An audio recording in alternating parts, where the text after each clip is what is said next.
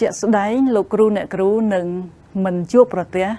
សិស្សដែលមានពិការភាពធ្ងន់ធ្ងរក្នុងថ្នាក់រៀនឡើយតែលោកគ្រូអ្នកគ្រូអាចជួបប្រទះ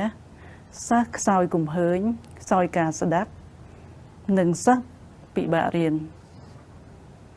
តើលោកគ្រូអ្នកគ្រូអាចដឹងដោយរបៀបណាថាកុមារណាម្នាក់នៅក្នុងថ្នាក់រៀនរបស់លោកគ្រូអ្នកគ្រូមានបញ្ហាស្ដាប់បញ្ហាគំហើញនិងបញ្ហាពិបាករៀន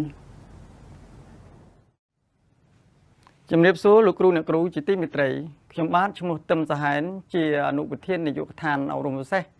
នៃក្រសួងអប់រំយុវជននិងកីឡាថ្ងៃនេះខ្ញុំនិយាយអំពីសិស្សដែលមានកំសោយការស្ដាប់ដើម្បីកំណត់សិស្សដែលមានកំសោយនៃការស្ដាប់យើងអាចមើលពីសកម្មភាពនិងអាកប្បកិរិយារបស់សិស្សទាំងនោះនៅក្នុងថ្នាក់រៀនរួមមានផ្ទៀងត្រចៀកម្ខាងស្ដាប់សំឡេងមិនឆ្លើយតបពេលគេហៅឈ្មោះឬផ្ដល់ការណែនាំនៅពេលកំពុងរៀនឬពេលមានសំឡេងខ្លាំងអាចពិបាកនិយាយការចងចាំមិនបានយូរឆាប់ភ្លេចมันមានទំនាក់ទំនងជាមួយអ្នកដទៃនិងទំនាក់ទំនងនៅមានកម្រិតมันហ៊ានអានឮហើបតែបបោមាត់គ្មានទំនុកចិត្តក្នុងការចូលរួមសកម្មភាពរៀនអាចមានអាកប្បកិរិយាមិនសមរម្យក្នុងថ្នាក់រៀនជំរាបសួរលោកគ្រូអ្នកគ្រូខ្ញុំបាទឈ្មោះសំរិទ្ធសរមធ្វើការនៅអង្គការ OTI មានតួនាទីជាអ្នកបកប្រែផ្នែកអប់រំបរិយាបន្នខ្ញុំសូមជម្រាបជូនលោកគ្រូអ្នកគ្រូពីការកំណត់អត្តសញ្ញាណសិស្សខ្សោយកំហើញទី1ប្រឹងបើកភ្នែកព្រឹមពេលអាននៅលើក្តារខៀនឬនៅក្នុងសៀវភៅទី2មានបញ្ហាក្នុងការអង្គុយឬមានបញ្ហាជាមួយវត្ថុនានានៅក្នុងថ្នាក់ទី3មិនចង់អានមិនចូលរួមទី4ការយកចិត្តទុកដាក់តិចតួច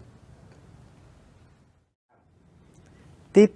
5អាចជាក្បាលឬជាភ្នែកញឹកញាប់ទី6សរសេរមិនត្រង់ជួរនិងជាន់លើគ្នា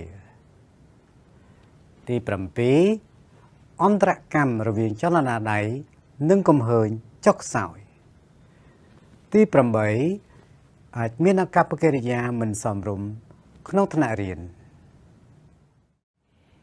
ជំរាបសួរខ្ញុំបាទឈ្មោះរស់សុកឌិនខ្ញុំធ្វើការនៅអង្គការ OTI ខ្ញុំជាមន្ត្រីបច្ចេកទេសអប់រំបរិយាបន្នដើម្បីកំណត់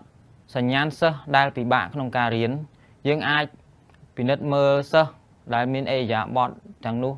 ដូចជាខ្សោយការអានខ្សោយការសរសេរពិបាកអានពិបាកសរសេររៀនអន់មុខវិជ្ជាគណិតនិងមុខវិជ្ជាដទៃទៀតការយកចិត្តទុកដាក់តិចហើយមិនបានយូរការចងចាំខ្សោយពិបាកធ្វើតាមការណែនាំពិបាកក្នុងការចាត់លំដាប់លំដោយអាចរំខានគេឯងឬមិនស្ដាប់ពេលគ្រូពន្យល់មិនចូលរួមសកម្មភាព